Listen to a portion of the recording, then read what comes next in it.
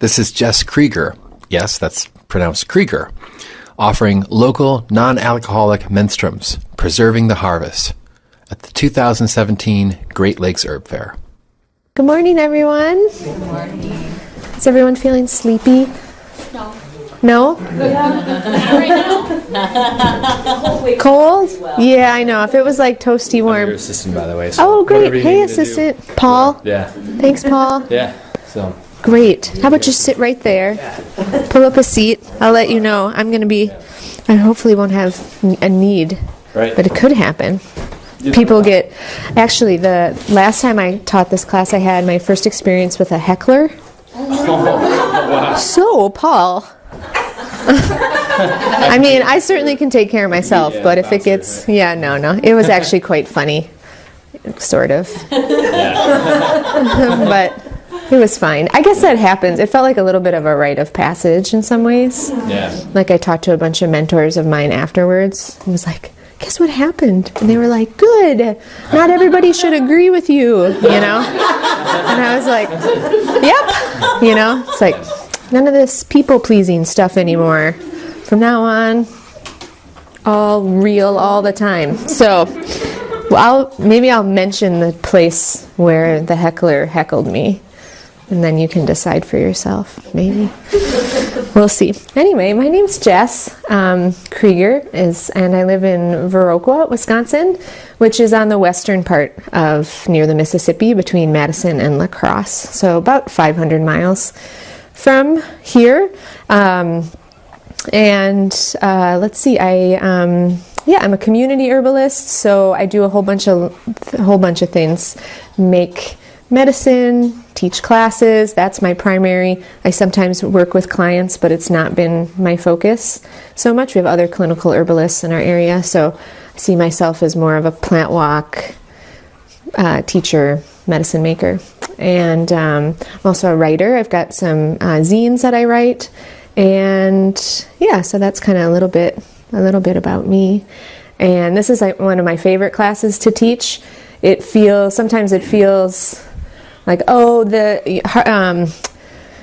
so basic or something, but you know, it's not harvesting and preserving at all. And you can read, a lot of times beginning herbalists will say to me, well, I read this in this one book, and then I read this other herbal book and it said something else, and then this other herbal book said something else, and on and on and on. And often there's common threads, but the methods and then if you start to get into some of the ratios and all these things, people start to get confused quickly, and it can be a real turn off from making their own things. And as a medicine maker, of course, I like to make things and then have people buy them. So that's great. But I also would love in every, household in my community, every community, there to be, a community herbalist, somebody who can navigate making some things for their family, whatever that means, whether that's just them or them and their kids or their neighbors or whoever knows some plants in their yard, can find some food to eat, and just start there. And so while this class may seem beginner, it's very much not in some ways too. The more you delve into it and the finesse of it all, and as Ginny probably, I can see you shaking your head as a medicine maker for a while. You're always learning more. There's nothing about it that's basic, I think. And a few just like process questions, and then I'll just like kind of go over what I'm hoping we accomplish. An hour and a half always seems like, welcome, come on in, seems like a long time, and then it generally goes super fast, and then we're wanting to have more time together. And we will at some point get up and walk outside and harvest a little bit of pine, and I hope that's okay. Actually, I don't know if I can do that. Is that okay, Caitlin? Yes. Is that okay, a little bit? Okay. I just had that moment. Sometimes at places they have definitely more, you know what I mean? That's something we might talk about too. So we'll just go over a couple process. So feel free to get up, move around. I know it's chilly, so if you need to get up and shake your booty or walk outside and go in the sun for a little bit, just please take care of yourself. You don't have to sit in rapt attention the whole time. And if you have questions, just raise your hand and we can go through questions as we're going, because it's going to be a lot of information. And so I'd much rather we have questions while we're going than try to save to the end. There are notes. There will be notes too on the website. I hope everybody knows that. You can access notes from classes through a link through the website. I have an extra Yeah, question. yeah. On the notes, or is that something we'll be able to like download and save, or is it something that would only be available to, like when you click on the? That's a good question. Do you know, Caitlin, for the notes? I think on greatlakeseherbfaire.org there should be a whole page dedicated to teacher notes. Okay. So you should be able to just click the link, and then anything that teachers send to us, we should be able to Be put there. it there for you to download. Cool.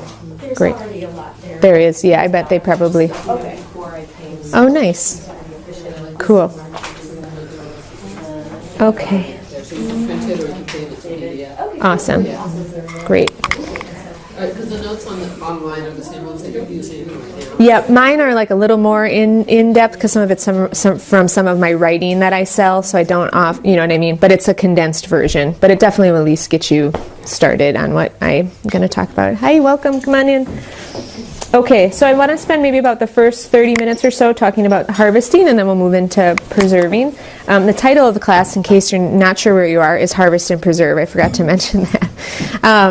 And mostly the focus of the class is going to be, there are lots of ways to preserve plants, but the three ways we're going to focus on today are using honey. Well, we're going to talk about drying plants, because I find that's something to just talk about troubleshooting around that, like a good home drying setup, and how to really be able to preserve a lot of plants to get you through the winter.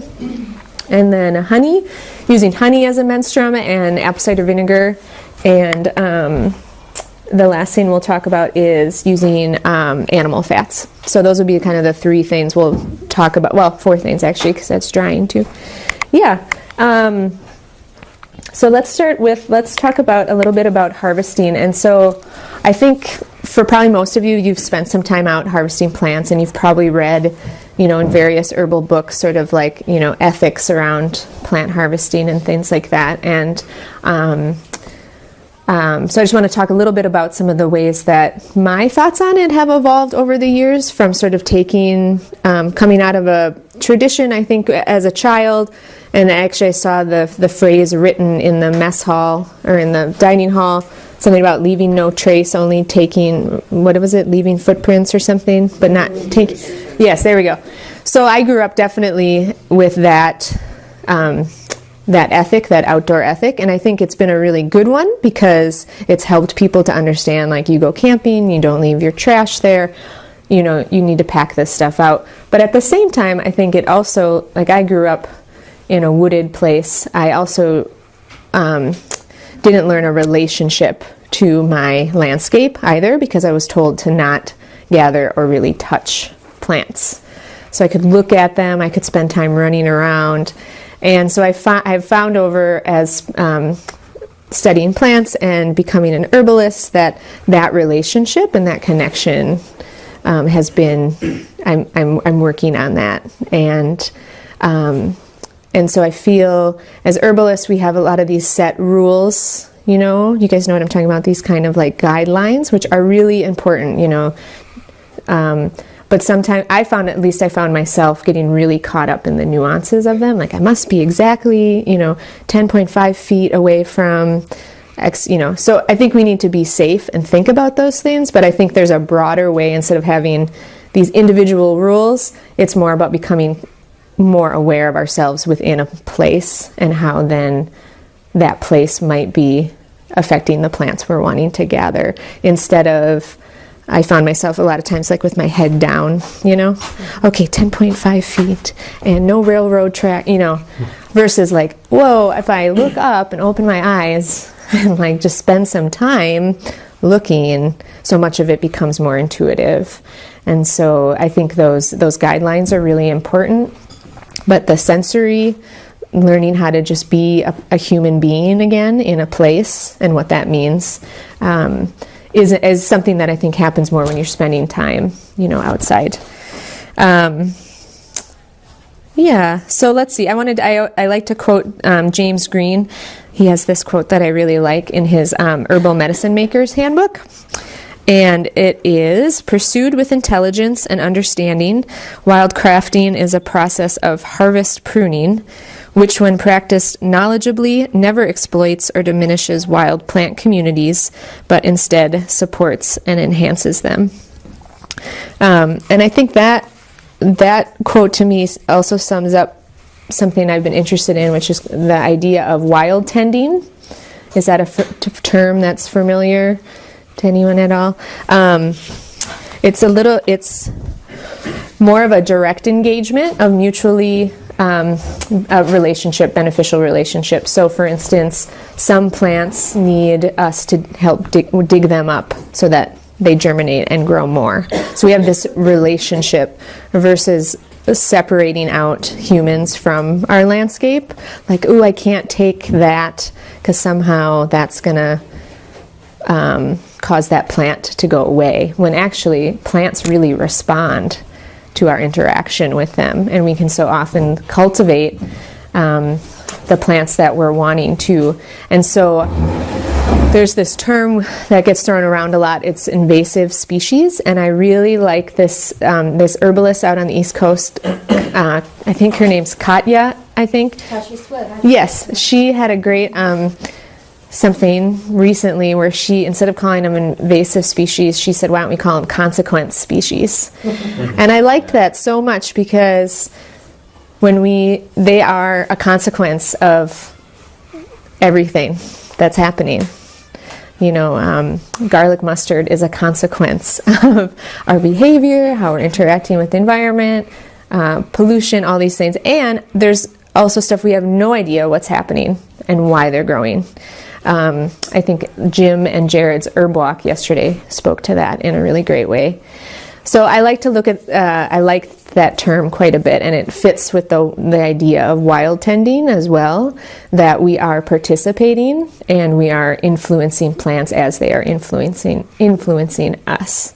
And in some ways, Sam Thayer, who's a wild food, probably a lot of you have read his books, he gave a really wonderful keynote address at the last United Plant Savers conference, and I believe you can find it online. It was, I think it's now as a podcast if you go to United Plant Savers. But if you're interested in this idea, he calls it ecoculture, I think, instead of permaculture.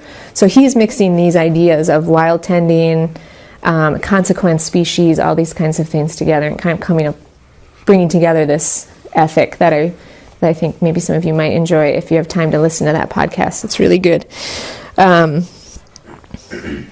So other examples of wild tending would be prescribed burns, low intensity burning, using digging sticks, those types of things that our ancestors were likely doing. We think that maybe just the land was just this, that it was just, this free-for-all, but people, wherever they were cultivating, and they were encouraging the plants they wanted to have more of. And yes, there was a lot of wild space as well, but they also close to them. And it doesn't look like the garden rows we have today, but they certainly were cultivating plants that they were interested in, especially, I'm sure, for food and medicine, those ones that were most dear to them. Okay, so let's talk a little bit just quickly about identification, because that's always a good thing to talk about in a medicine making class. So I always encourage folks to think about their intention before they're going to harvest. Obviously, you also always want to know 100% what a plant is. Don't pick it unless you do. It's tempting maybe to pick something and bring it home to identify, but I find that's just not, it's actually might be more useful in the plant's environment to take notes. That's where learning some botany and how to key plants, and we're not going to go over, because that's, that'd be a weekend or a year-long workshop on botany and keying out plants, but things will make more sense when you start to learn some of those things. There's a book called Botany in a Day, which I think Christine Brown has at her booth. That's a great botany book for herbalists. And there's lots of other ones. And some of you might already, that might be your that's what brought you to herbal medicine. Maybe you already have that background, but a lot of times people don't. So, yeah. I was just going to mention another book.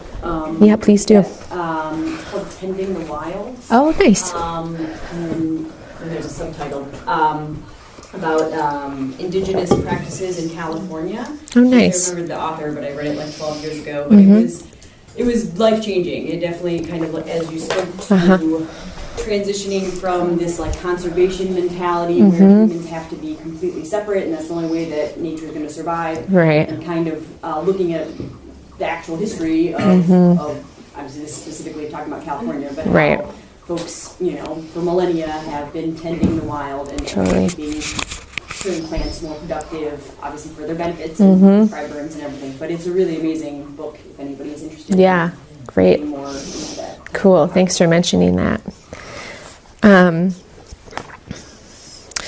Yeah, so one way to learn so learning botany and then also taking classes in person with experienced wildcrafters and teachers. I think that's something that really can't be replaced with online. I mean, online learning definitely fills a role and has a role today as one educational route. But if you can find people to learn with, and sometimes you can find them in unexpected places, even if you live in a place where there aren't herbalists per se, there might be gardening clubs or, groups like that maybe you can start to learn and be part of. It's so wonderful to learn in a group if that's your thing. Even as somebody like myself who technically is an introvert, I really do like to learn in that way. Just to bounce off ideas, and you're going to see things you're not going to see when you're by yourself. And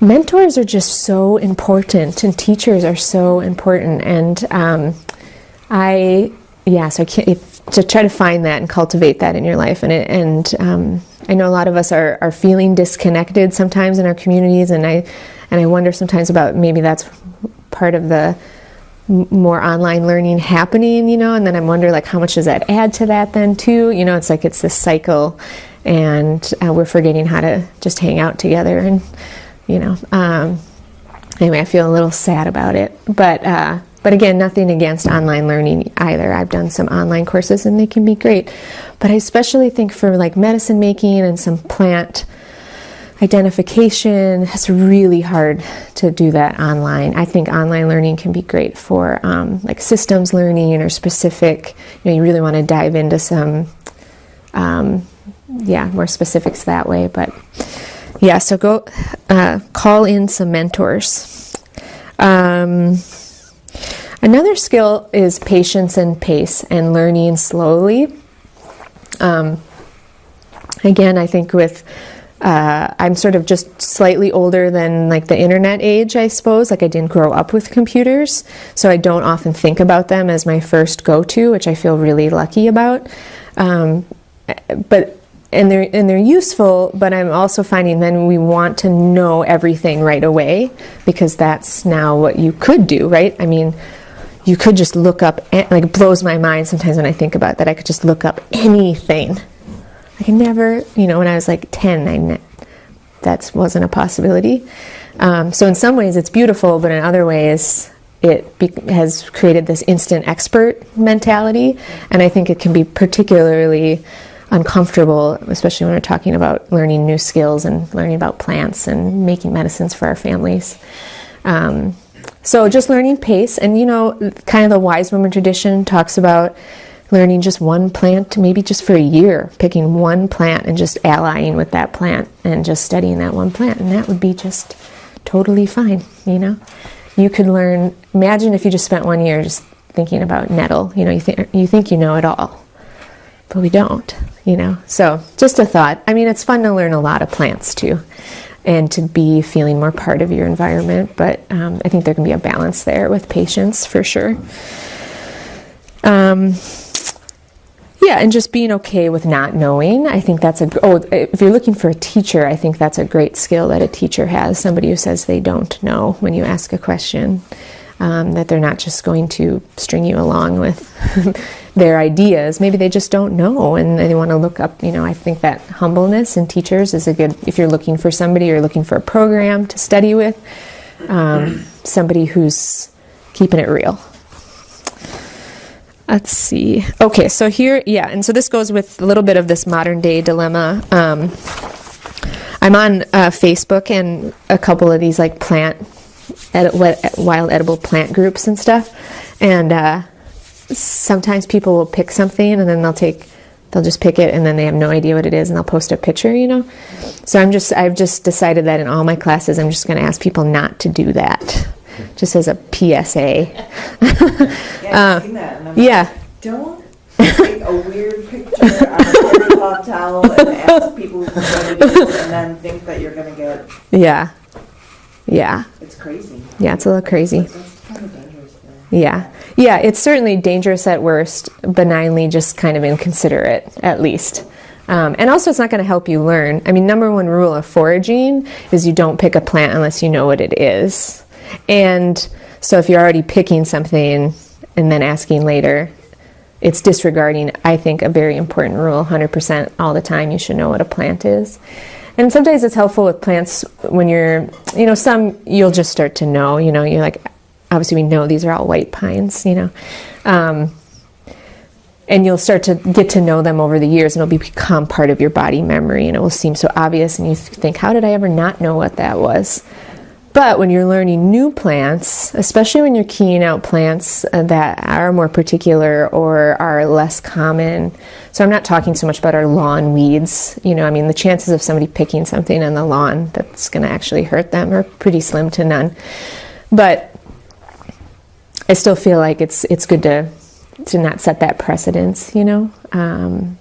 Yeah, and to just, so there's ways, so let's say you're out somewhere and you see something you don't know. So again, you're going to want to go back to your field guide and using a key.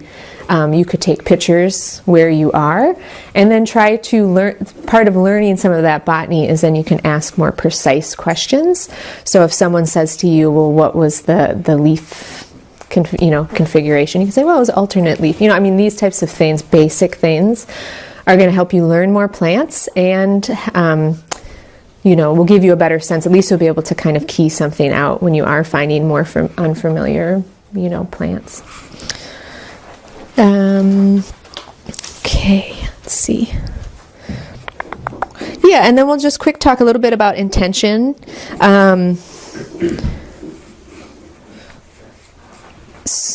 When you're, let's see, so in a new landscape, if you're in something that you're wanting to, you're looking, so this doesn't necessarily apply to, let's say you're just walking down the trail and you see some blackberries.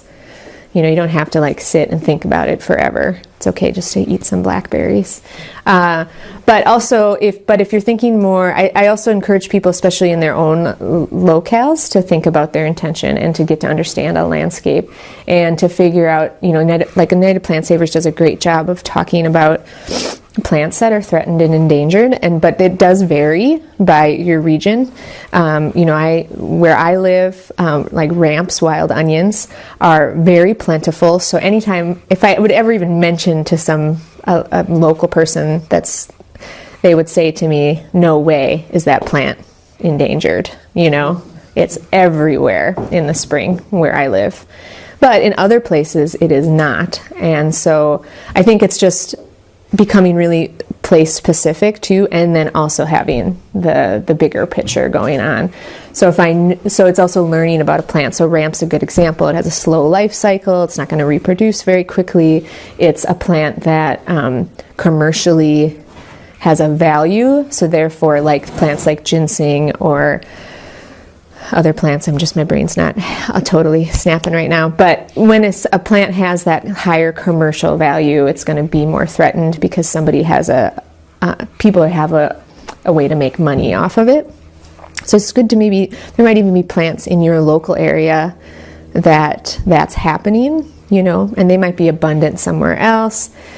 But the point being is it's good to be specific about your place and learn about where you're harvesting that way. And again, if you're just living more in an urban environment or even in a rural environment and you're harvesting in your lawn, etc., some of these things don't apply, but they also do, because we talked about, you know, I've noticed the place that I've lived in for 7 years, the plants that have changed. You know, I used to have a ton of blackcaps and now I'm having more jewelweed, and anyway, so things do change even over this short period of time. And what do I want, you know, what couple of things. What do I want to cultivate there? What are the plants I'm interested in?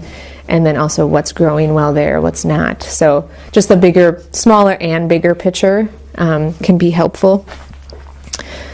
Yeah, and that just ties into the wild tending too. So if you are lucky enough to have a place where you can call home and that you're wanting to form a, have a relationship with, I definitely recommend looking into that sense of wild tending. Yeah, and just having flexibility and wise discernment too. I spend a lot of time up north in Minnesota and Wisconsin harvesting too, and obviously those are on friends' lands or places, and those aren't plants that grow local to me, and I'm not opposed to doing that. It's just really using that wise discernment. And I'll probably say this at least a few times in this class, it's always easier to harvest than it is to preserve. So that I think ties in again to intention, that you've got some thought about what am I going to now do with this plant. Again, everything can be composted. There's no waste. It's okay. But, you could just think about it a little ahead of time. Do I actually have time to process this when I get home? Do I have the menstruums that I need? All those things come into play especially if you're going to harvest a significant, quantity of something. And then just real briefly about the environment in which you can harvest, and this ties in a little bit to what we talked about earlier as far as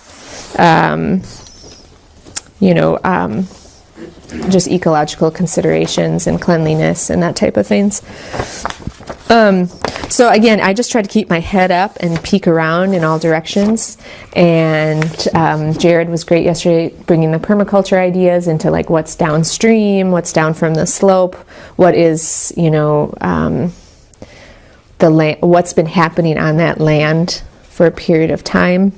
And then also, it really depends on which part of the plant you're harvesting too. So to think about that. So roots that are in the soil are going to be uptaking, things like lead or what, these heavy metals more than say, some pine needles.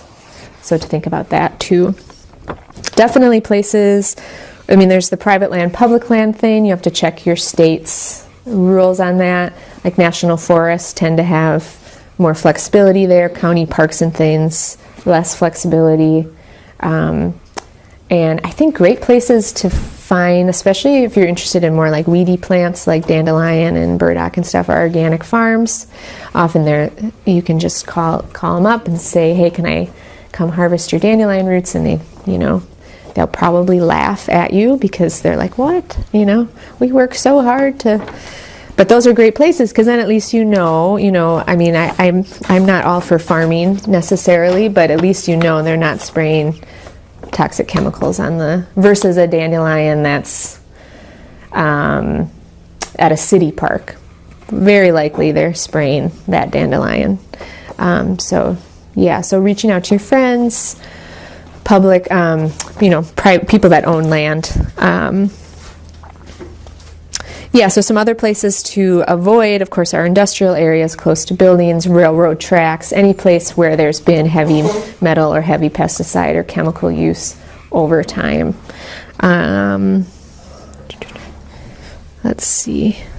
Yeah, but at the same time, I try to encourage to let go of sort of the purist mindset too. We are part of this. This is everything we have here. We are part of it. And so to think that there's some magical fairyland somewhere that is not, have been harmed by it doesn't exist. And that's okay. This is just where we are now. And so I think do your best, try to find places that you're not adding to the load that we're already trying to process through our liver every day. Like Betsy talked about the thousands. Was it Betsy or Althea? I can't remember.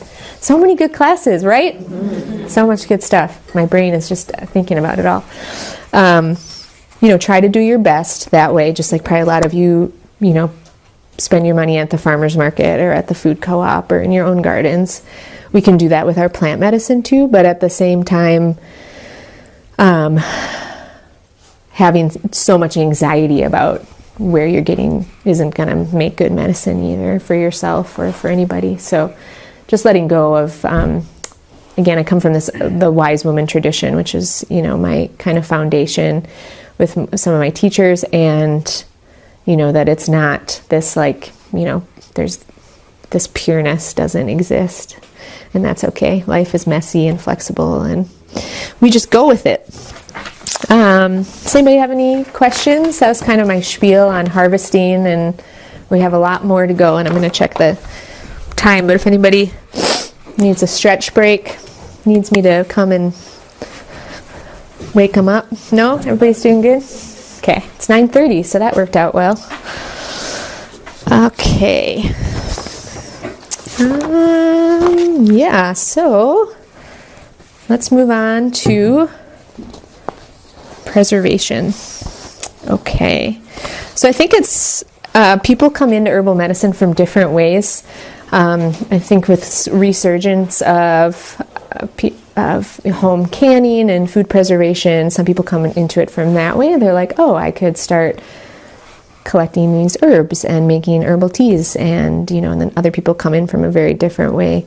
But I think that the idea to me is that this is very similar in a lot of ways, is that my pantry has, fermented foods and canned tomatoes and herbal medicines, yeah.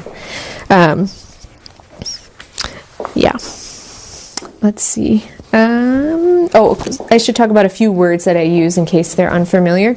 Menstruum, that's just the liquid part of a preparation. So that an example of a menstruum would be honey or vinegar, alcohol, water, an oil. That's that word. Constituents, so that's, and this is super, super basic, but just in case, those are the chemicals that are known to be in a plant. So that would be, examples would be like alkaloids or resins, minerals, volatile oils. Those are the chemical constituents.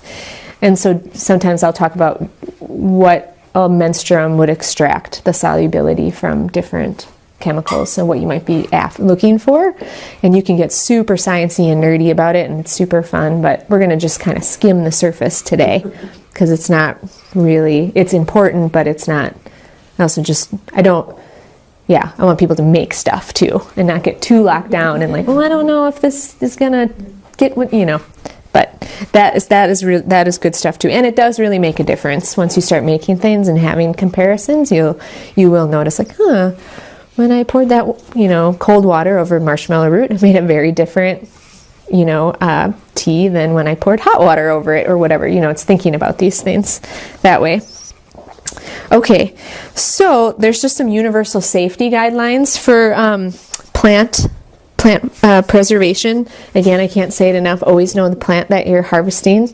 Again, most of the time, it's not like we're living in such a dangerous, the world is really fairly benign and actually quite lovely and gentle most of the time. There are very few plants that are going to just totally take you out just by looking at them. So, but at the same time, I've definitely had friends that have had experiences, more so with roots, when they're digging things that are close together, and have made mistakes. And that's often what you'll hear, some of these crazy stories with things like wild carrot and hemlock, water hemlock, yeah. You know what I mean? So it's often the roots that people are digging, and they get confused. So just be mindful. There's particular families, like the carrot family and the buttercup family, that have,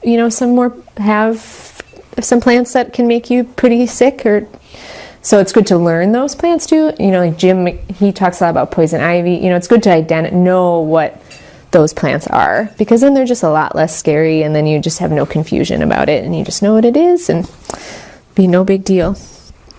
Let's see, as far as a few guidelines, starting with small batches is great, and then you can just renew those every year. Some years you'll get a bumper crop of something, so maybe you'll have something for, like if black walnuts are really great one year, maybe then you'll have those for a few years, because usually it's followed by a year or two of they're not so good or something like that. But certainly for plants that you're going to be out, plantain and goldenrod, and likely you're going to be able to be collecting those every year. So just make enough for the year. I think that's a great way to start smaller. So often it's kind of like if you're familiar with, if you do any canning, you think you can just like quadruple the recipe, but it just doesn't often turn out the same. And it's the same, can be the same thing with plant medicine too. Unless you're trying to, you're seeing clients or you've got like a free clinic happening and you're wanting to make gallons and gallons. So often, I mean, I think, I'll be honest, in my early years have definitely wasted, my time, plant material, and menstruums. And that's okay because it's part of the learning process, but you can start small. You might just want to use, maybe you'll just have a lot of, pint jars. You might not need a quart of everything that you make. Always using clean and dry equipment.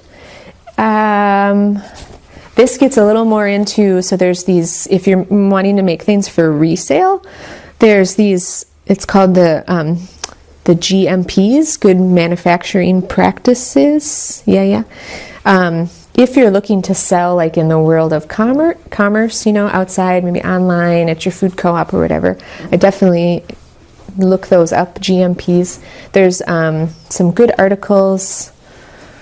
Somebody had, I can't remember who did a class on it at some herb conference, and it's available. Yeah, maybe it was Guido. Yep, from Vermont. But if you type in GMPs for herbalists, you should be able to find. Those have affected more larger scale herbal medicine makers, places like Urban Moonshine and Avena Botanicals out in Maine and some of the bigger places, Herb Farm, I'm sure, bigger companies that you see at co-ops all over. So you may not have to worry about it if you're just selling at your farmer's market. But there's also often county laws too, like you might get asked, are you making that in a commercial kitchen, things like that. And usually you can say, oh, I just didn't know, and you can get by with it once, but it just depends. It depends how much you're interested in doing that research ahead of time. But this class is really focusing on the home herbalist, making things for the home, maybe giving away to their friends and family, maybe selling a little bit here and there, but mostly, so we won't really get into all. So when I say clean and dry equipment, that's all I'm saying. I'm not talking about GMPs or sterilization or any of the, plastic closures or all that kind of stuff. We're just really talking about how do you make things that are going to taste good, not go bad, those types of things. Not necessarily up to some super high standard. But clean and dry, even when you order things like from Specialty Bottle or whatever, the little, I don't have any, but I guess like this would be an example of a bottle that I put vinegar in. You always want to wash and dry those out after you get them from in that big box. They come with all that packaging. You guys all these shaking heads like, yes, we know. But yeah, you always want to make sure you wash those out. That's for your final product, but certainly always keeping your mason jars and your double boilers and all that kind of stuff clean and dry. It can be helpful to have certain equipment just dedicated to herbal medicine making. Like your box of mason jars, and you pick up a double boiler somewhere. It just can be nice to have it, especially if you've got a family or other people in your household that might want to use your things, and you want to keep it separate. That sometimes can be nice. Labels. So you always want to label everything you make. It seems silly, but it's a really good idea because stuff starts to, if you start to make a bunch of stuff, I think it's like somebody said yesterday, your whole spare room, you can't close the door anymore, that type of thing. So the thing you're going to want to put on your label is you're just going to want to put your plant name. You can do the common name, but really great to have that Latin name on there too. It's a good way to learn Latin names as well. So then when somebody says something, you'll go, oh yeah, I know what that is. And then you want to put your date, and then any of the raw materials that you used or your menstruum. So did you use organic grape alcohol? Did you use gin? Did you use honey, brandy, whatever you used? And then any other pertinent details. Some people like to put, the moon phase. I don't know, whatever you want to put, doesn't matter. But those are kind of the crucial things, the name, the date, and the menstruum. Those are really key things to have on there. Yeah, and then learning more about chemical constituents, I think, and learning about solubility. And, most herbal schools and classes are going to cover that. But if you're more kind of learning at your own pace and picking up things from here and there, I just think that's a fun area to... but also, having fun with some experimentation too. I think it's Henrietta Kress who says that herbs don't read herb books. So we don't want to get too bound up in thinking, well, no way would I ever make this with that. I don't know, just try it. Just don't make a lot of it. Just make a little bit and see how it turns out. And as you learn more and you're making more, you'll have more comfortability. So, starting simple, starting basic, it's great. And that foundation will never leave you. It's not like, oh, someday I've been an herbalist now for 15 years and I don't make that anymore. No, you're still going to be making the same stuff. You've probably learned some things and maybe you're making some other stuff, but it's really foundational. It never goes away. It's the bread and butter of what we all do. None of us really want to go or tell people we're working with to go to the store and buy tinctures that we know we could make and help for a fraction of the cost. Most of us are going to want to be making our own things. And it's beyond just the economics of it. Obviously, it's the connection, and there's all these other things too. And there's something about making medicines with your place, the place you live in, that are different than, the mullein tincture that you're getting from Herb Farm, which in a pinch is great, but you can probably just want to make your own too. Let's see. Okay. Yeah, so I love when people experiment and talk about it and tell about the things that didn't go so well and the things that went well. I mean, as long as you know, again, what the plant is, that's like the one place you don't want to experiment. But as long as your idea is solid, then experimentation is fun, I think. Let's see, so we talked about GMPs. Let's see. And then, we talked about this a little bit in the beginning, the different ideas that different herbalists have, and that different books say different things, and they all come across as, with authority, right? You pick up an herb book and it says to do this, and it seems like that's what you do, but then you read another one and it says to do something else. And I think part of that is just the eclectic nature of herbalists, and that there hasn't ever been some sort of, in a wonderful way, some sort of uniform stamp of schooling or licensure, which is really wonderful, but it can be then confusing too, I think, for folks. So I think try lots of different ways. I really don't believe that one way is better than the other. I'm not going to say, well, the folk method for sure is better than the weight and measure method, or vice versa. I'm sure somebody would love to argue with me about it, but I don't even care, so I'm not going to do it. I really feel like great quality intentional medicine can be made in a variety of different ways. There are pros and cons to each way, for sure. But I feel like you're going to figure that. I totally trust all of you to figure that out, what works for you. I'm happy to talk about my own experience and what I like to do.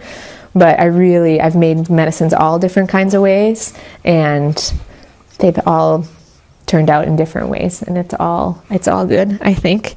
I think tasting and smelling medicine is really important. So if somebody says, oh, I made this really great catnip tincture, and you taste it and it doesn't taste like catnip, I don't know.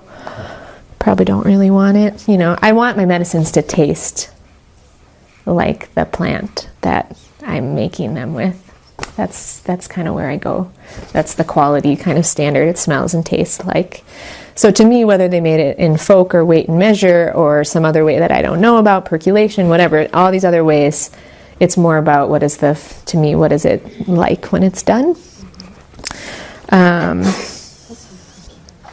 then so much about the processing habits too are going to affect a medicine's quality and the intention behind somebody. And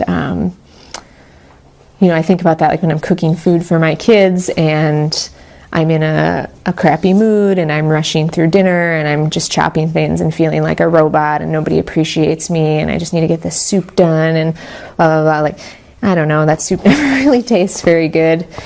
Versus when I'm intentional and slow and thinking about like, oh, this is great. My kids want to help, and whatever.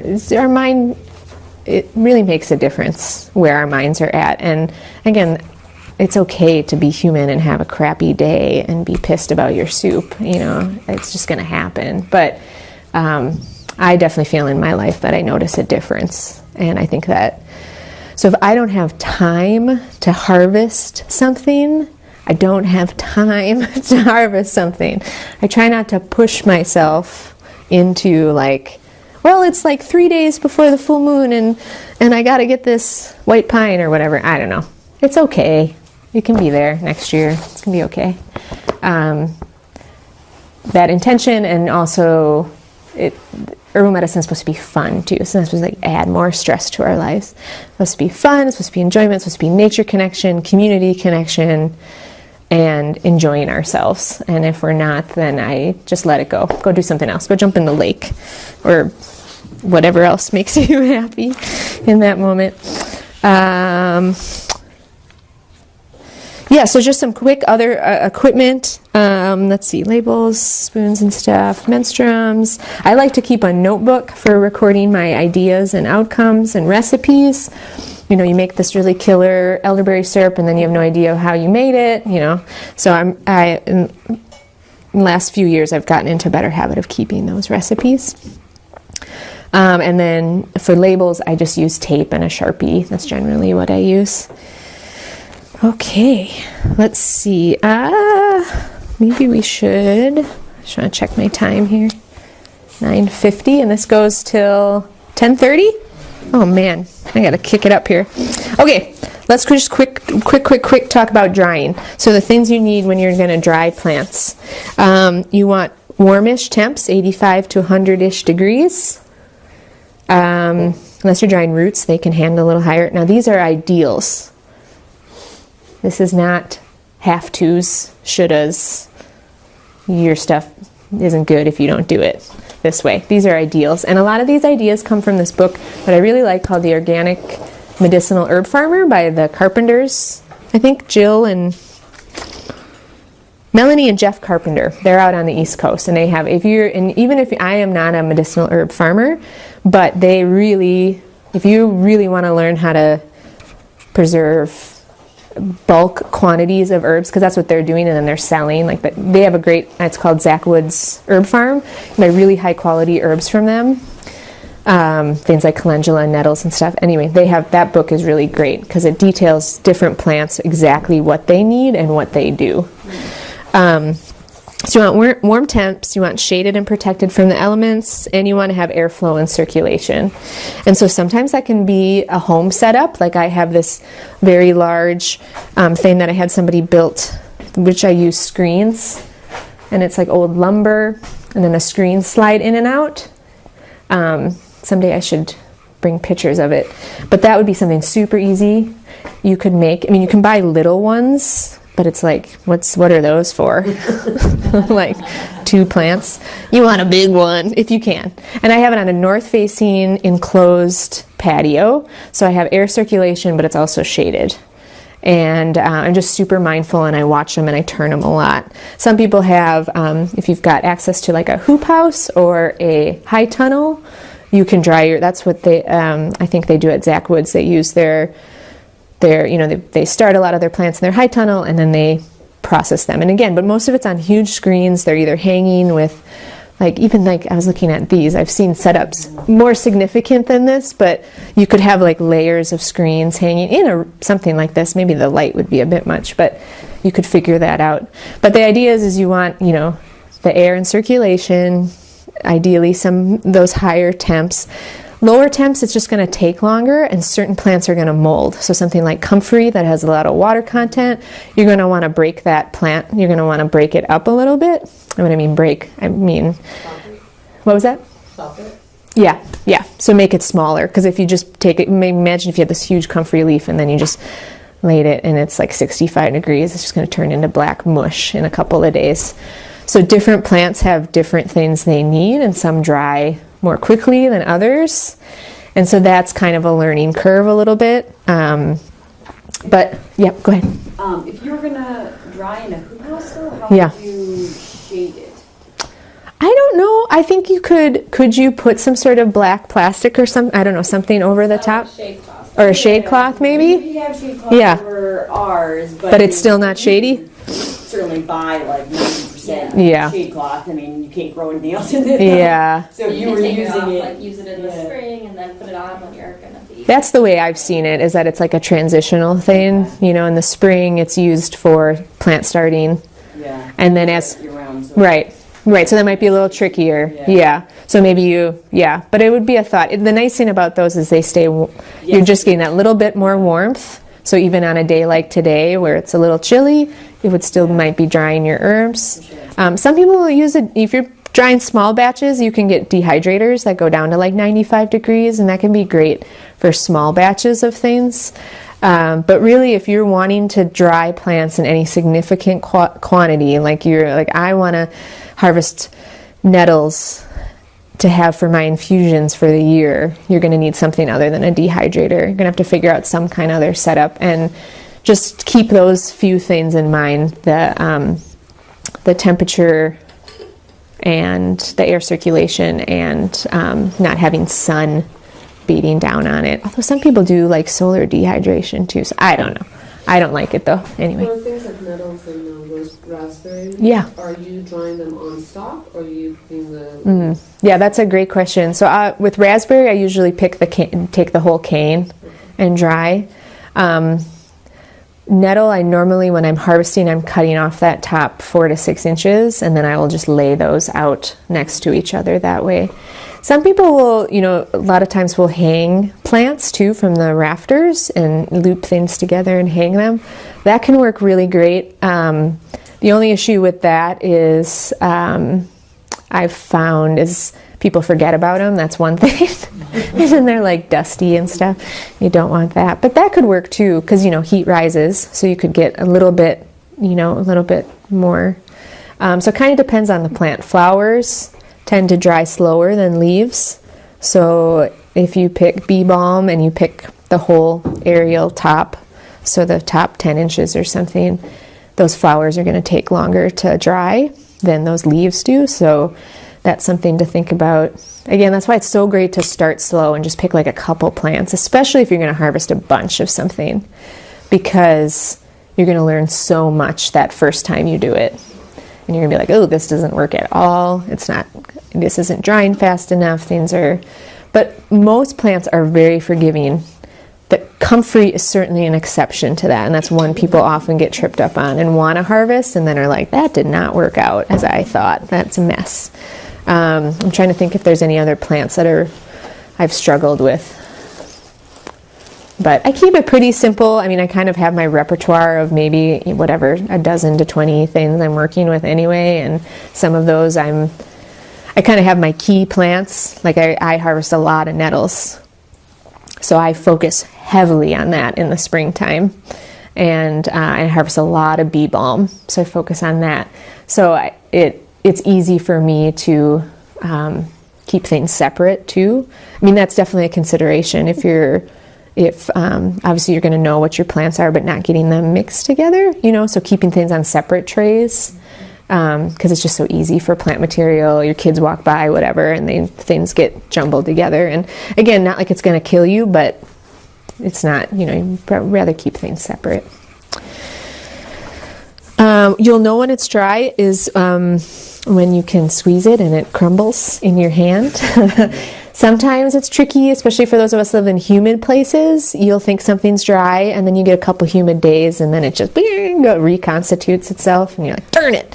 So it's time consuming, and you want to keep up on it. You want to be turning your plants, looking at them every day. So it's really great to have them in a place that you can be seeing them every day. It's kind of the idea of your permaculture garden. You want your plants you use every day close to you. It's the same kind of thing. If there's any, obviously you're going to want to compost any brown parts or things that aren't looking so good. Roots and like mushrooms, those are going to take longer, and you're also probably going to want to put them into smaller pieces before you dry them, so that they're not just big solid thing that you can now not do anything with. I really like to store herbs as whole as possible. So when you go to a herb store, they're often cut and sifted, in these tiny little pieces or in tea bags. And I think for the home herbalist, if you can store them whole, they're going to last longer and have more vitality and still smell and taste like your plants. And sometimes space considerations can certainly be a problem. Not everybody has a spare room or even a spare little bit to put, a big bag of nettles that's like this. But if you can, try to do that. And then wait, and then crumble, cut and sift, garble. That's when you do this and you garble it and it all flakes down. Do that as you're making something, as you're going, versus doing that. Because sometimes I'll see people, they'll harvest a bunch of stuff and they dry it, and then they see them then processing it. You don't have to do that. I like to store things in double paper bags, especially big quantities of things. Roll it real good. It's getting air. It's still breathable. That's if it's completely dry. If it's not completely dry, then you're going to have problems. But you can garble it later. You don't have to do it. It's a great winter activity. You don't have to do it in September when you're trying to do everything else. Okay. All right, let's talk about honey. You guys love honey? Yay. So I've got some beautiful honey here that I got from Joe, who has a booth out here in the vending area. Actually, I think she's teaching a class the next session on honey, I believe. Yeah. So I got some of her raw honey there, and we're going to make something real quick. Just so you know, you got a half an hour left. Okay, let me think about this. I might have to let's do that last, because then we'll go outside. So we're going to skip honey for now. Thank you. Thank you, helper. Thank you, Paul. I'm rather helpful. I appreciate it. Okay. Let's do... Really, this is a class I'd like to teach for a day, and actually a weekend. That would be more fun. It's hard because there's lots of things I want to say. Okay, let's quick talk about vinegar, and we're going to taste a vinegar. So I took some spoons from the kitchen and I didn't take enough. So I'm not exactly sure how to do this. If you have a little cup, you can pour some in your cup. I have this vinegar that I made, and don't be shy, just take some. I just want to make sure if everybody wants some, they get some. But you don't have to be like, I have paper cups in my car. I can go run and get. Oh yeah, you want to do that? That'd be awesome. And we can do that. But we'll talk a little bit about vinegar. So vinegar is a menstruum that is used for food preservation. People use it for pickling and things. People also use it in herbal medicine making. And probably it's been one of those things that sort of was like accidentally made, vinegar can be made out of any sort of carbohydrate-rich material. So that could be apples. So this is apple cider vinegar. I also have some of Ginny's mulberry shrub, which is mulberry vinegar with honey, which we'll talk about a little bit. That's two fun things put together into one and called a shrub. So then the vinegar can be made out of, you'll see red wine vinegar, you could see potato vinegar, sorghum vinegar, you can make it out of any kind of berries. Mulberries makes super easy, fun vinegar. Yeah? Have you ever tried to make anything out of kombucha vinegar? No, I haven't. Have you?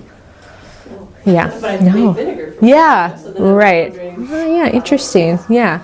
It has kind of vinegar is basically when you're taking, the way that I make vinegar, so when I made like a mulberry vinegar, I make apple cider vinegar. Those are the two primary vinegars that I make. You can also just buy apple cider vinegar too. It's relatively inexpensive.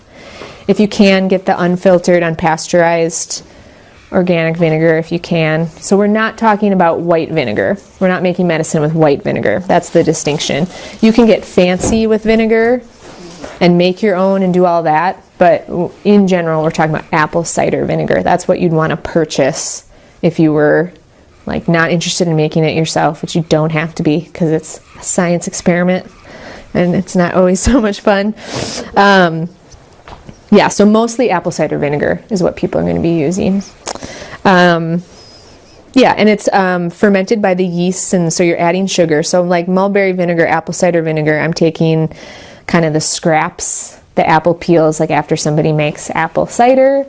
Essentially, you're putting it into some sort of vessel, you're adding some honey or sugar, and you're exposing it to air, and it turns into vinegar over the course of, I don't know, usually a couple of weeks. If you allowed it to continue going, then you're going to be turning it into some sort of alcohol preparation. So that's how I make vinegar. But again, there's great articles online, and I maybe have a recipe. I don't know if I put the recipe that I have for vinegars. I can't believe I almost forgot. Wild Fermentation. That's a great book if you're interested in fermenting foods, and he's got a recipe for his homemade vinegar, which is he uses a quarter cup of sugar. Honey or maple syrup is just going to take longer. But if you want to avoid buying sugar and supporting the sugar industry, you can just do that. But you don't have to.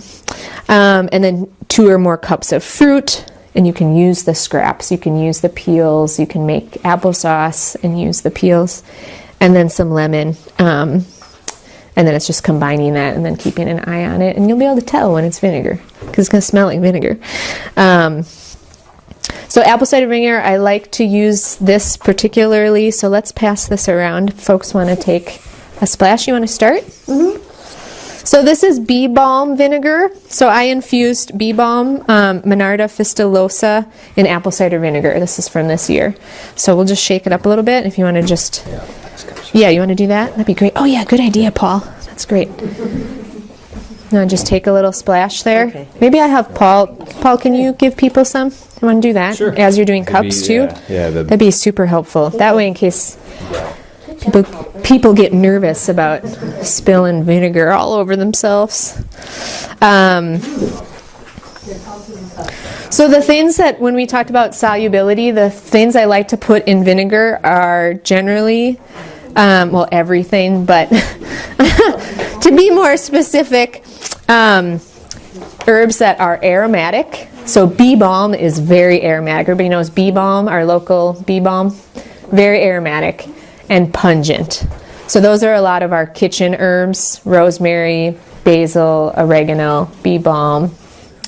This would make a nice salad dressing. Yeah, totally. So that's one way a lot of people use that, a medicinal vinegar. Okay. So that's one way, is as a salad dressing. This could be your basis, it's a little strong just to drink it straight, but on a cold morning and some hot water, you have kind of instant tea, which is really nice. Yeah, totally. Or mix it with honey and have a shrub. So often in herb books will say, vinegar is not as strong as alcohol, so don't make tinctures with it, because I think people sometimes get confused, like, can I make a tincture with vinegar? And I think they're just very different. Vinegar and alcohol are different. They're 2 different menstruums, and they're going to extract different things. And vinegar is really good at extracting nutritive minerals. So I love to make vinegars in the spring with nettles and chickweed and red raspberry leaf and dandelion greens, and all of your garlic mustard makes a really good vinegar. So vinegar is just different than alcohol. It's not better or worse. I probably wouldn't make a propolis vinegar. It'd probably just sit at the bottom of the vinegar. I just feel like you could easily consume wonderfully medicinal things in water all summer long. Yes. Just keep making vinegary water. Totally. Yeah. And people do. There's a it's called switchel. Which is like an old farmer's drink. And it's a mixture of vinegar and honey, and a little different than a shrub. It's a little more. So, yeah. They're just great. And so they're great for aromatic herbs, pungent herbs, and nutritive herbs. So those are so when I think about my year as an herbalist and what I want to harvest, those are the things I'll think about. I might put those things in. I like to make a bee balm tincture too. So it's not an either or. It's a maybe or maybe not. There's lots of options. I love vinegar. One of the reasons I love vinegar is because of what it has got a lot of great cooling properties, and it's got its own medicinal properties, but it's something people can make themselves. It's a menstruum they can make. Certainly you can make alcohol yourself too, but it's a little trickier. So if you have any interest in vinegar or making your own, as kind of adding that to your repertoire of homemade wonderfulness that you make, I will say, so when you buy vinegar in the store, it's like says 5% acetic acid because that's very stable. And one of the things about vinegar, when you make your own homemade, and this is some of the history of it, which I find very fascinating, is that it's not as controllable, and that's part of why I think it's fallen out of favor. So the stuff in the store is diluted with water to 5%. Anything over 10% becomes caustic and an irritant. So making your own homemade stuff, it's less predictable because you're not going to know the percentage. And then if you go to preserve something, it might not last as long as the stuff that's at that 5% from the store. So just be mindful of that. You're just going to want to really know. Go ahead. Do you ever check it with pH tank? I haven't, but it might not be a bad idea, huh? Yeah, it's a great idea. Yeah, we'll help you then know, because I got some apple cider vinegar from a friend, and it just didn't last as long as I was thinking it would. So, and maybe because her percentage was low, because it's this acetic acid that's the preservation, that's the bacteria that's colonized, that's preserving it. So it has to be, anyway, there's some kind of fascinating history about it too, as far as it was once used more in pharmacy medicine to preserve things like alkaloids. Lobelia, that's often an herb that's tinctured with a little bit of vinegar to get out the alkaloids. Anyway, so I love vinegar. I hope you guys enjoyed that. I'm sorry, I'm going to go a little faster because I'm realizing that one real other quick thing about vinegar. It's great for minor burns, either just by itself, or actually bee balm vinegar is excellent for burns. Bee balm is a great plant that gets the heat out of anything. Your urinary tract, your digestive tract, your sinuses, a burn. So I often use that as an infused vinegar on burns. And we're talking minor burns, not burns where there's flesh, or a charred skin or something. Then please go to the hospital. Okay. I wondered about roots and how they might extract, like burdock. Yeah. Would that extract okay? I think it would do okay. Linda Conroy, who's not here, she often made a burdock pickle in half tamari and half, if you do soy, and half vinegar. So I don't know I think so, but I'm not totally sure. What do you think, Ginny? I'd put burdock root and dandelion root in my powder cider. Nice. Yeah. Oh yeah. It comes out nice. Yeah, I think it would. It tastes burdocky. Yeah, just chop it up fine. I mean, well, it's one thing if you're making pickles and you want them to be pretty and long, but if you're wanting something like really more medicinal, the smaller you chop stuff up, the more surface area, it just tends to make, is able to extract more. Fire cider, almost forgot to mention, that's a great example of a herbal vinegar. And there's a lot of great recipes and a million variations you can do. Now that's also combining honey as well often. But anyway, that's a great, something that's used vinegar. All right, let's quick talk about animal fat, and then we'll talk about honey. Okay, so animal fat. I know it's what you've all been waiting for. It is actually. Oh, good. It's a little risque. So anyway, I just want to quote this Shauna from Michigan. Anybody know Shauna from Michigan? No? She was like on this herb board I was on about 10 years ago, like when the internet was just becoming the internet. And she was so awesome. Blue Dog Farm. Nobody knows her. I was just hoping.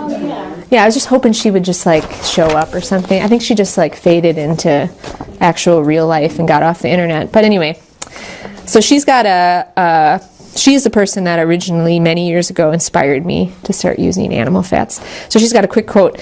And not only do the plants spring from and bear the local imprint and expression of the land you stand on, but now the fat does too. Truly, this completes the song of the medicine. The land and the animal fed from the land, you the healer, the medicine maker, rooted in intimacy in the land, all coming together to create potent, highly localized medicine. This is truly herbal medicine of the people. So animal fats. So when we're talking animal fats, we are primarily plant oils are used in herbal medicine making. So our salves that we make are from coconut oil, olive oil, sunflower oil, safflower oil, grapeseed, almond oil, rosehip oil, avocado, all these fancy oils, and they are lovely, and I make them. So I have not just totally switched over to animal fats. In my own personal life, I'm definitely more likely to use animal fats. I haven't gotten around to selling them. There's definitely, I think, as fats in our diet became marginalized due to some faulty science, and we can talk about that more later if anybody wants to, but just for brevity, then animal fats in our medicine making also totally makes sense, right? Why would we put that on our skin? Gross. When I say the word lard, everybody's like, ooh, you know. That's what people that are unhealthy eat. It's just not true. So animal fats are actually more akin to our skin. Our skin is like 50%, our cells, 50% saturated fat. And that's pretty much where different fats, tallows and lards and chicken fats. Ghee would also be considered, which is just that's used more in Ayurvedic medicine, but certainly could use it. Would you consider lanolin? Lanolin? I don't know. Maybe. I haven't used it much. Have you? Maybe? I use Yeah. Oh, yeah. Oh, yeah. Yeah. You know, it's not an animal fat as Right. such, but Yeah. How is it made? How's lanolin made? Do you know? it's made from the wool of the sheep. Okay. When you're washing it, it's kind of like protectiveness, the Right. protective oils if you will, Yeah. that rise to the top. Sure. And so they rise to the top, they're really stinky, you kind of clean them out. Yeah. Top is lanolin, and you mentioned lard being really great. Yeah. Right close to the skin, so Yeah. lanolin. Yeah. That reminds me a little bit of like maybe beeswax or something similar, Yeah. kind of. Except it's a little bit more, Little waxier. it's thicker and More it's oily? not hard like Okay. the beeswax. It's Yeah. definitely not hard. Okay, cool. Yeah, thanks for mentioning that. So animal fats and oils and salves, we're going to use them topically for first aid and as skin protectants. I mean, they're obviously used for other people use them to condition leather, as cooking fat, as heating oil fat. Let me see what else I want to say. So the thing I really like about animal fats is that they're very stable. Plant fats often crumble under oxidative stress, which we know is not healthy for human beings. Olive oil is definitely more stable, and that's because it has more monounsaturated fat. A lot of the other oils like sunflower, canola for sure, they're mostly polyunsaturated, and that means that they've got a lot of free carbons happening, and that's going to cause more oxidative stress.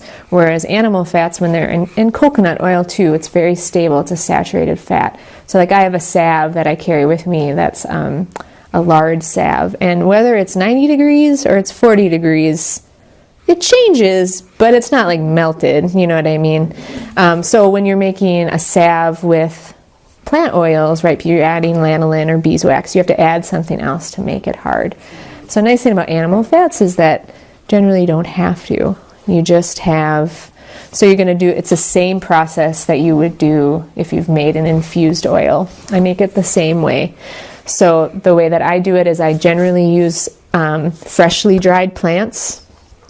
I don't often make oils from plants I picked that day. Some people do. Again, this is where we're getting into you can do it a million different ways. Some people only make fresh plant oils. Some people only make dried plant oils. I really just encourage you to explore and experiment. And it really depends on the plant.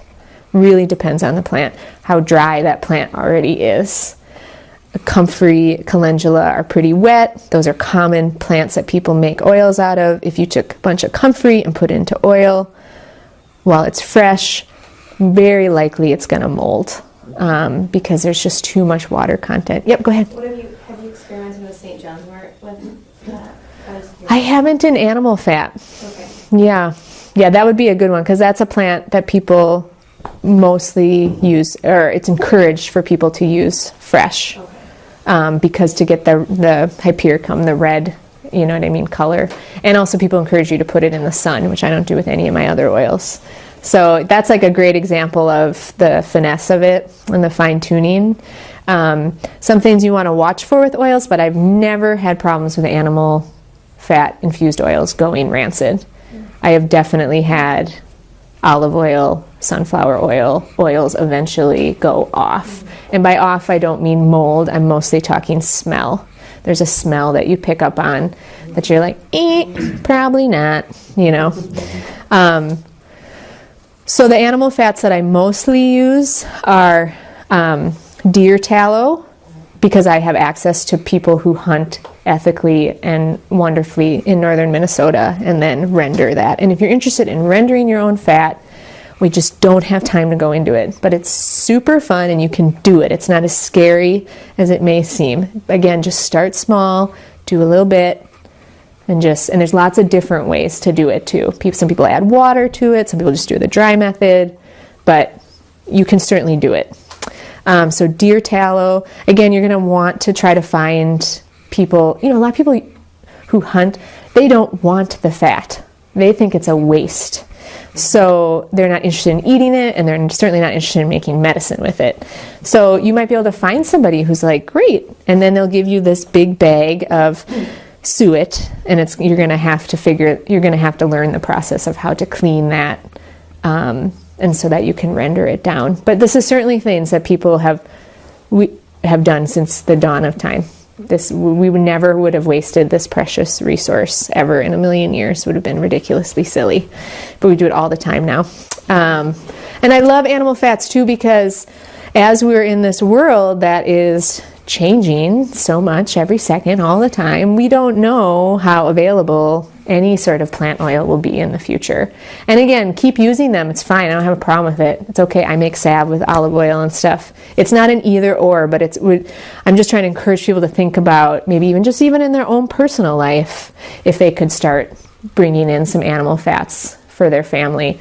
So deer tallow, and I have some of this stuff in the notes too. Bear fat is a little trickier. I feel like there's more of a cultural scenario there that I want to be super mindful of, and I don't want to just say go use bear fat. I really feel like it's a time and place, and can be a cultural thing. And so I feel that out a little bit more as a spiritual animal. And so pig lard. Beef tallow, that's another one that you certainly, a lot of times, if you know people that are raising grass-fed cattle, you could get a bunch of suet from them for fairly inexpensive and make your own. And then there's, of course, things like duck and goose and chicken and stuff, which are less stable. Those I really aren't going to make. I'm not going to make salves with those. I'll probably just cook with them.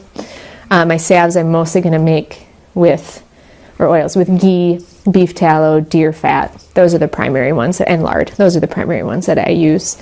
You could certainly venture off into the more of wild tending of animals, roadkill, beavers, whatever. I mean, the sky's the limit. I mean, they're animals. We're here. And so there's lots of possibilities. It just depends. Most people, I try to start with the ones you know and that you have access to. And then at some point, but don't feel limited by that. If you're like, well, I could get, beaver suet to render, go for it. Yeah, Matt Wood said that skunk fat, literally, you put it here and then it's like oozing out your hand. Not very long after. Yeah. I can't imagine. Yeah, it's very animal fats are very absorbable for sure. I think they're really great. Especially for those of us that live in northern climates, for skin protectant, I feel like they feel really nice in the winter. Yeah, and so I make them the same way. Again, like I said, either your folk method or your weight and measure 1 to 2 for fresh plants, 1 to 5 for dry plants, where I'm measuring. That's primarily how I make it. I'm going to measure my plant material by weight, and then by volume I'm going to be adding. And I've got that in the notes. But it's pretty straightforward. So if you read an herb book and you've got your favorite formula and it says, now add your olive oil, just add your pig lard. It's, in my mind, it's the same. You can just sub it in, whatever you're using.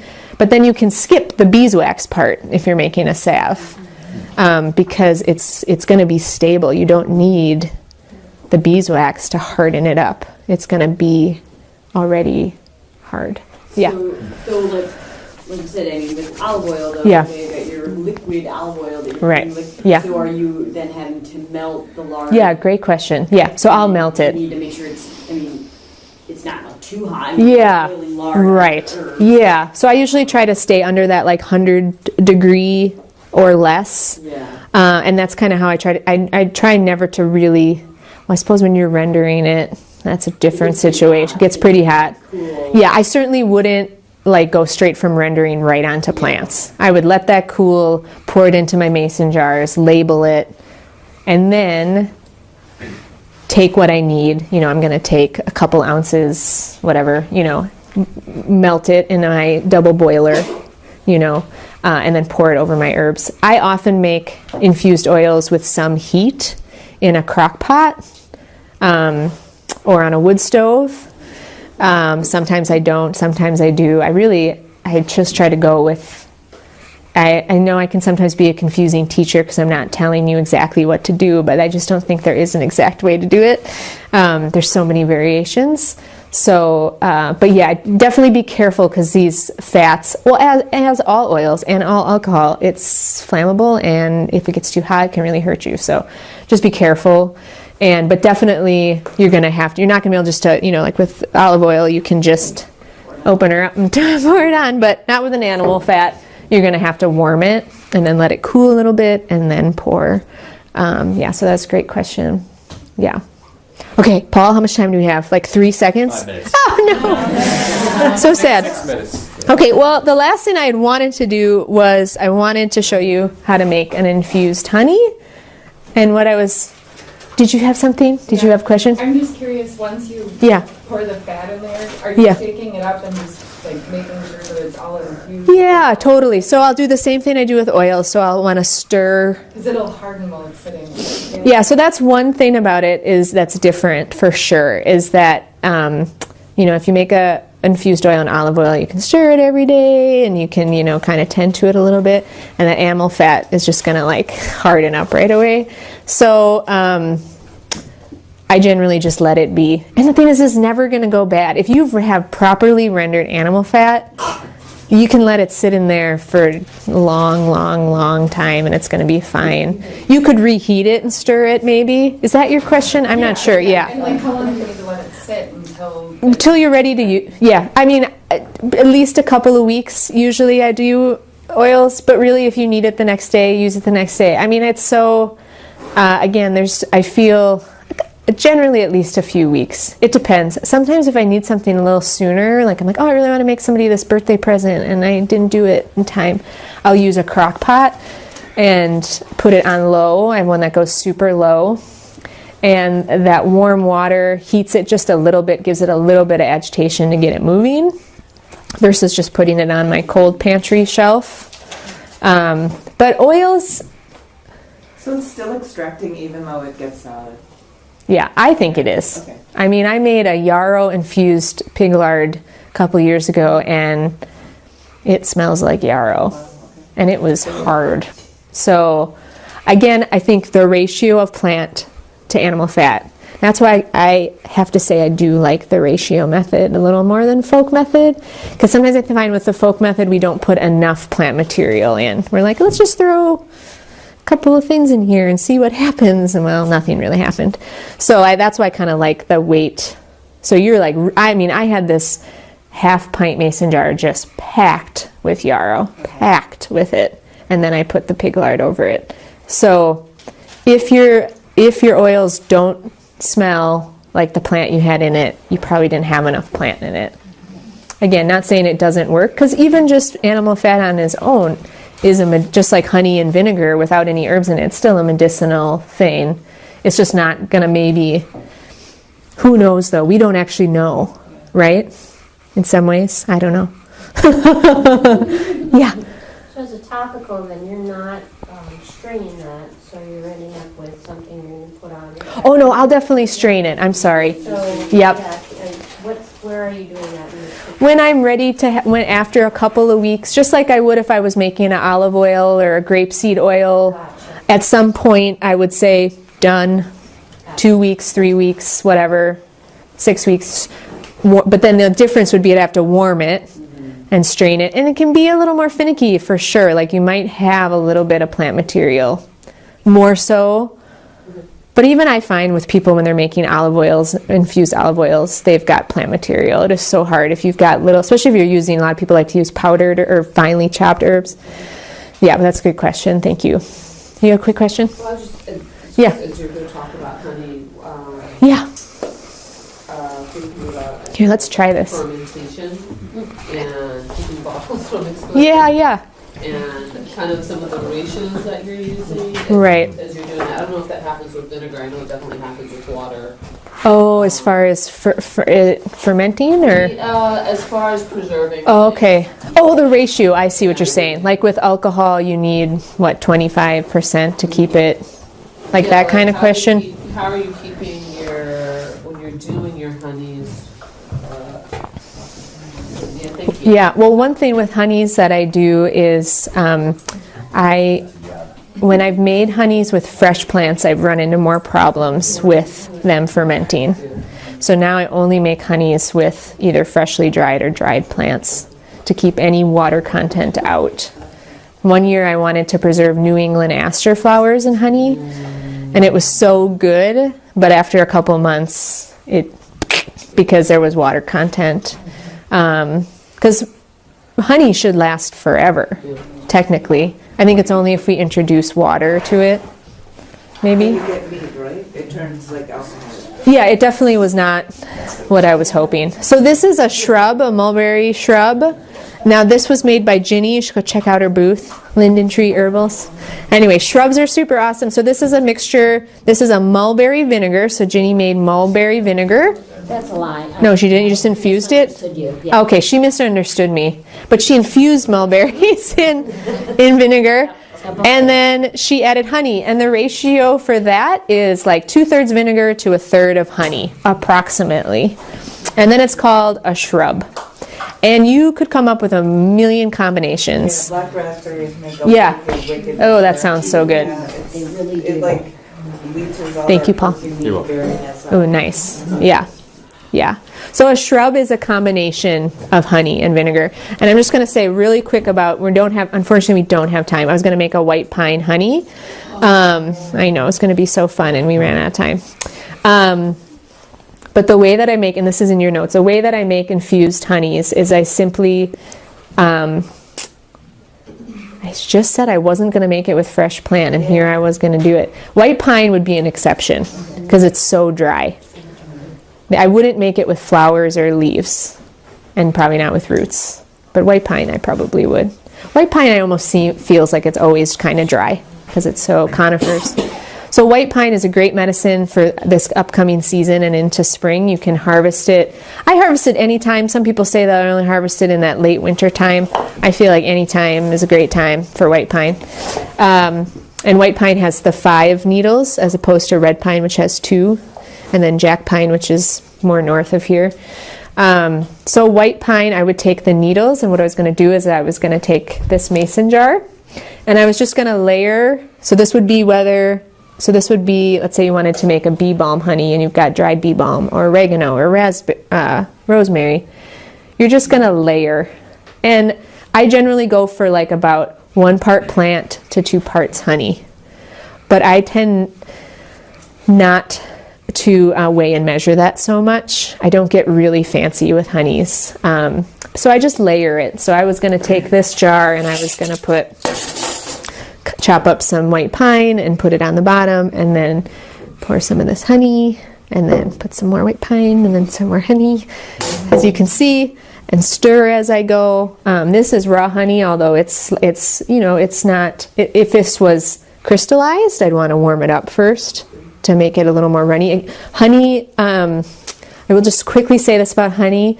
Just research who you're buying honey from. There's lots of great questions you can ask people about how they make honey, their process, how they treat their bees, whether it's been heated or not, whether it's been filtered. I wish we could talk more about it. But you could go to Joe's class, and Jo, who's here, she's a beekeeper. She would be happy to chat with you. There's so many medicinal qualities just in this honey alone. So then we add plants, and then it's amazing.